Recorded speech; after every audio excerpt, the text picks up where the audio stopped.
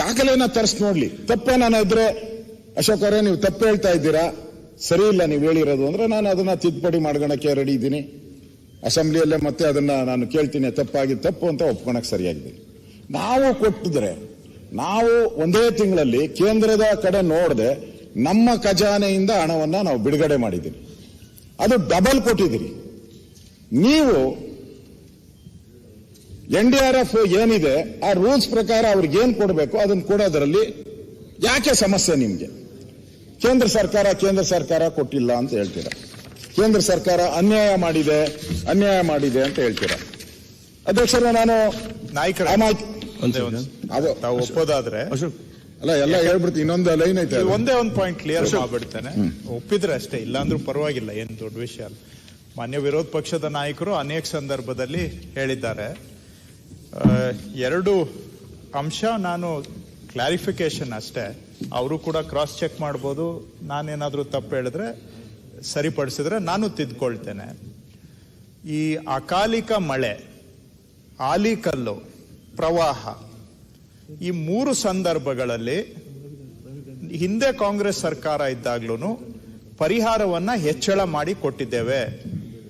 ಮೊದಲನೇ ಬಾರಿ ಪರಿಹಾರ ಹೆಚ್ಚಳ ಮಾಡಿದ್ದು 2013-14ರಲ್ಲಿ ಆಲಿಕಲ್ಲು ಬಿದ್ದು ಕೊಪ್ಪಳ, ರಾಯಚೂರು ಭಾಗದಲ್ಲಿ ಕಟಾವಿಗೆ ಬಂದಿದ್ದಂತಹ ಬೆಳೆ ಭತ್ತ ಹಾಳಾಯಿತು.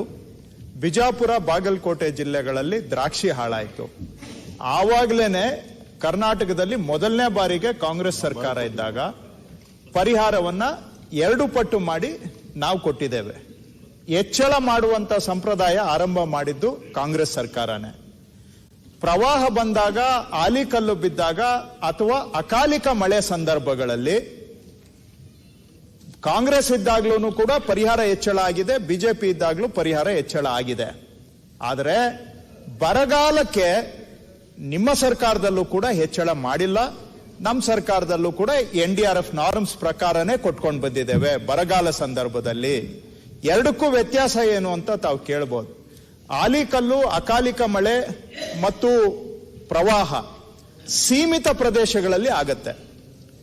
ಆ ಸಂದರ್ಭಗಳಲ್ಲಿ ನಾವು ಮಾನವೀಯತೆ ದೃಷ್ಟಿಯಿಂದ, ರೈತ ದೃಷ್ಟಿಯಿಂದ ಪರಿಹಾರ ಹೆಚ್ಚಳ ಮಾಡುವಂತದನ್ನ ನಾವು ಅನುಸರಿಸಿದ್ದೇವೆ. ಆ ಸಂಸ್ಕೃತಿ ಆರಂಭ ಮಾಡಿದ್ದೆ ಕಾಂಗ್ರೆಸ್. ಅದಕ್ಕೆ ಮೊದಲು ಉದಾಹರಣೆ ಇರಲಿಲ್ಲ. ಸೊ ಹಾಗಾಗಿ ಬರಗಾಲಕ್ಕೆ ಪರಿಹಾರ ಹೆಚ್ಚಳ ಮಾಡಿ ಕೊಟ್ಟಿರುವಂತಹದ್ದು ಇಲ್ಲ. ಅದು ಕೊಟ್ಟಿದ್ರೆ ನಾನು ಐ ವಿಲ್ ಸ್ಟ್ಯಾಂಡ್ ಕರೆಕ್ಟೆಡ್. ಎರಡನೇದು, ಹಿಂದೆ ನಾವು ಕೂಡ ಆಲಿಕಲ್ಲು ಮಳೆ ಪ್ರಕರಣದಲ್ಲಿ ಮತ್ತು ಪ್ರವಾಹ ಪ್ರಕರಣಗಳಲ್ಲಿ ಕೇಂದ್ರ ಸರ್ಕಾರದ ಪರಿಹಾರ ಬರೋದಕ್ಕೆ ಮೊದಲೇ ನಾವು ಕೂಡ ಕೊಟ್ಟಿದ್ದೇವೆ, ನಮ್ಮ ಕಾಂಗ್ರೆಸ್ ಸರ್ಕಾರ ಇದ್ದಾಗ್ಲೂ ಕೂಡ. ಆದ್ರೆ ಬರಗಾಲ ಇದ್ದಂತ ಸಂದರ್ಭದಲ್ಲಿ ಯಾವುದೇ ಸರ್ಕಾರ ಇದ್ರೂ ಕೂಡ ಅಡ್ವಾನ್ಸ್ ಆಗಿ ನಾವು ಕೊಟ್ಟಿಲ್ಲ. ನಾಳೆ ದಿನ ಸೆಂಟ್ರಲ್ ಗವರ್ಮೆಂಟ್ ದುಡ್ಡು ಬರುತ್ತೆ ಅಂತ ಅಡ್ವಾನ್ಸ್ ಆಗಿ ನಾವು ಯಾವ ಸರ್ಕಾರನೂ ಕೊಟ್ಟಿಲ್ಲ. ಇದು ನನಗೆ ಇರುವಂತ ಮಾಹಿತಿ. ಅದು ಅವ್ರ ಸರ್ಕಾರದಲ್ಲೂ ಕೊಟ್ಟಿಲ್ಲ, ನಮ್ಮ ಸರ್ಕಾರದಲ್ಲೂ ಕೊಟ್ಟಿಲ್ಲ. ಅಡ್ವಾನ್ಸ್ ಆಗಿ ಪೇಮೆಂಟ್ ಮಾಡೋದು ಈ ಪ್ರವಾಹ ಪರಿಸ್ಥಿತಿಗಳಲ್ಲಿ ಅವ್ರ ಸರ್ಕಾರ ಇದ್ದಾಗ್ಲೂ ಕೊಟ್ಟಿದ್ದಾರೆ, ನಮ್ಮ ಸರ್ಕಾರ ಇದ್ದಾಗ್ಲೂ ಕೊಟ್ಟಿದ್ದೇವೆ. ಸೊ ಎರಡನ್ನು ಮಿಕ್ಸ್ ಅಪ್ ಮಾಡಿ ಕಂಪೇರ್ ಮಾಡುವಂತಹದ್ದು ಸೂಕ್ತ ಅಲ್ಲ. ಈ ಪ್ರವಾಹ ಇಂಥ ಪ್ರಕರಣಗಳಲ್ಲಿ ಇಬ್ಬರದು ಸ್ಟ್ಯಾಂಡ್ ಒಂದೇ ಇದೆ. ಬರಗಾಲದಲ್ಲೂ ಕೂಡ ಎರಡೂ ಸರ್ಕಾರಗಳ ಅವಧಿಯಲ್ಲಿ ಒಂದೇ ಸ್ಟ್ಯಾಂಡ್ ಇದೆ. ಅವ್ರು ಹೇಳೋ ರೀತಿಯಲ್ಲಿ ಅವ್ರೇನ್ ಮಾಡ್ತಾ ಇದ್ದಾರೆ, ಪ್ರವಾಹದಲ್ಲಿ ಆದಂತಹ ಬೆಳವಣಿಗೆಗಳನ್ನ ಬರಗಾಲಕ್ಕೆ ತುಲನೆ ಮಾಡಿ ಮಾತಾಡ್ತಾ ಇದ್ದಾರೆ. ಅವರಿದ್ದಾಗ್ಲೂ ಕೂಡ ಬರಗಾಲಕ್ಕೆ ಎನ್ಹಾನ್ಸು ಮಾಡಿಲ್ಲ, ಅಡ್ವಾನ್ಸ್ ಆಗಿನೂ ಕೂಡ ಕೊಟ್ಟಿಲ್ಲ. ಅಧ್ಯಕ್ಷರೇ, ಸನ್ಮಾನ್ಯ ಅಧ್ಯಕ್ಷರೇ, ನಾನು ಈಗ ಸೌದಿಯವರೇ, ತಮ್ಗೆ ಎಲ್ಲಾ ಪ್ರಶ್ನೆಗೂ ನನ್ನ ಹತ್ರ ಉತ್ತರ ಇದೆ. 2009ರಲ್ಲಿ ಪ್ರವಾಹ ಬಂತು, 2010, 11, 12 3 ವರ್ಷನೂ ಬರಗಾಲ ಇದೆ, 3 ವರ್ಷನೂ ಬರಗಾಲ ಇತ್ತು. ಸೊ ಹಾಗಾಗಿ ಅವರು ಈಗ ಬಿಜಾಪುರದ್ದು, ತೇರ್ದಾಳದ್ದು, ಬಾಗಲಕೋಟೆದು ಪೂರ್ತಿ ಕಥೆನೆ ಕೊಡ್ತೇವೆ ಎಲ್ಲೆಲ್ಲ ಆಗಿತ್ತು ಅಂತ. ಹಾಗಾಗಿ ಅವತ್ತು ಈಗ ಮಾತಿಗಿಳಿದ್ರೆ ನಾನು ಹೇಳ್ಬೋದು, ಪ್ರವಾಹ ಬಂದಾಗ ಮನಮೋಹನ್ ಸಿಂಗ್ ಅವರು ಬೆಳಗಾವಿ ಏರ್ಪೋರ್ಟ್ ಅಲ್ಲಿ ಇಲ್ಲಿಂದ ವಿಮಾನ ಹತ್ತೋದಕ್ ಮೊದಲು 1,000 ಕೋಟಿ ಘೋಷಣೆ ಮಾಡಿದ್ರು. ಅವತ್ ಸಂಜೆನೆ ಬಿಡುಗಡೆನೂ ಮಾಡಿದ್ರು. ಬೆಳಗಾವಿ ಏರ್ಪೋರ್ಟ್ ಎಲ್ಲಿ? ಬೆಳಗಾಂ ಏರ್ಪೋರ್ಟ್ ಅಲ್ಲಿ. ಅದೇ ದಿನ ಖುದ್ದಾಗಿ ಬಂದು ಸಾಯಂಕಾಲ 5:15 ಗಂಟೆ 1,000 ಕೋಟಿ. ಆವತ್ತು 1,000 ಕೋಟಿ ಅಂದ್ರೆ ಇವತ್ತಿನ ದಿನದಲ್ಲಿ 5,000 ಕೋಟಿ ಮೌಲ್ಯ ಆಧಾರದ್ದು. 2009 ಹೇಳ್ತಾ ಇದ್ದಾನೆ. ಸೊ ಹೇಳಲಿಕ್ಕೆ ಹೋದ್ರೆ ಹೇಳ್ಬೋದು. ನಾನು ವಿತ್ ರೆಸ್ಪೆಕ್ಟ್, ಗೌರವಪೂರ್ವಕವಾಗಿ ಅವರು ಸ್ವಲ್ಪ ಮಿಕ್ಸಪ್ ಮಾಡ್ಕೊಂಡಿದ್ದಾರೆ, ಅದನ್ನ ಕ್ಲಾರಿಫೈ ಮಾಡಿದೆ. ಬರಗಾಲ ಎಲ್ಲಾರ ಕಾಲದಲ್ಲೂ ಬಂದಿದೆ. ಹಾಗಾದ್ರೆ ಈ ವರ್ಷ 10 ರಾಜ್ಯಗಳಲ್ಲಿ ಬರಗಾಲ ಬಂದಿದೆ. ಆ 10 ರಾಜ್ಯಗಳಲ್ಲಿ ನೀವೇನಾದ್ರೂ ಪೊಲಿಟಿಕಲ್ ಕಾರಣ ಇದೆಯಾ? ಹಾಗಾದ್ರೆ ಇಶ್ಯೂ ಬೇಸ್ಡ್ ಡಿಸ್ಕಸ್ ಮಾಡುವಾಗ ಇಶ್ಯೂ ಬೇಸ್ಡ್ ಆಗಿ ಮಾತಾಡೋಣ. ಪಾಲಿಟಿಕ್ಸ್ ಮಾತಾಡ್ಬೇಕಂದ್ರೆ ಅದಕ್ಕೂ ರೆಡಿ ಇದೀವಿ. ಬಟ್ ಅವಶ್ಯಕತೆ ಬಂದಾಗ ಮಿಕ್ಸ್ ಮಾಡೋಣ. ಎಲ್ಲಾದ್ರಲ್ಲೂ ಮಿಕ್ಸ್ ಮಾಡೋ ಅವಶ್ಯಕತೆ ಇರೋದಿಲ್ಲ ಅಧ್ಯಕ್ಷರೇ. ಸನ್ಮಾನ್ಯ ಅಧ್ಯಕ್ಷರೇ, ನಾನು ಕ್ಲಾರಿಫಿಕೇಶನ್ ಮಾಡ್ತೀನಿ. ನನ್ನ ಹತ್ರ ಈಗ ಮಾಹಿತಿ ಇಲ್ಲ, ನಾನು ತಗೊಂತೀನಿ. ಆದ್ರೆ ರೈತರೇ, ಬರಗಾಲ ಬಂದ್ರು, ಫ್ಲಡ್ ಬಂದ್ರು, ರೈತರೇ. ನಾನು ಅದನ್ನ ನೀವು ಹೇಳಿದ್ನ ಅಷ್ಟನ್ನು ಕ್ಲಾರಿಫಿಕೇಶನ್ ಮಾಡಿ ಇನ್ನೊಂದ್ಸರಿ ಮಾಹಿತಿ ತಗೊಳ್ಳೋವಾಗ ನಾನು ತಮಗೆ ತಿಳಿಸ್ತೀನಿ. ಆದ್ರೆ ಕೇಂದ್ರ ಸರ್ಕಾರ ಕೊಟ್ಟಿಲ್ಲ ಅಂತೇಳಿ ಆ ಬರಗಾಲದ ಪರಿಹಾರವನ್ನ ನಾವು ನಿಲ್ಲಿಸಿದ್ದೀರಾ ಅನ್ನೋದನ್ನ ನೀವು ಹೇಳಲಿಲ್ಲ. ಕೇಂದ್ರ ಸರ್ಕಾರ ಕೊಟ್ಟ ಮೇಲೇನೆ ನಾವು ಕೊಟ್ಟಿದ್ದೀರಾ ಅಥವಾ ಕೇಂದ್ರ ಸರ್ಕಾರ ಕೊಡಕ್ ಮುಂಚೆನೆ ನಾವು ಕೊಟ್ಟಿದ್ದೀರಾ?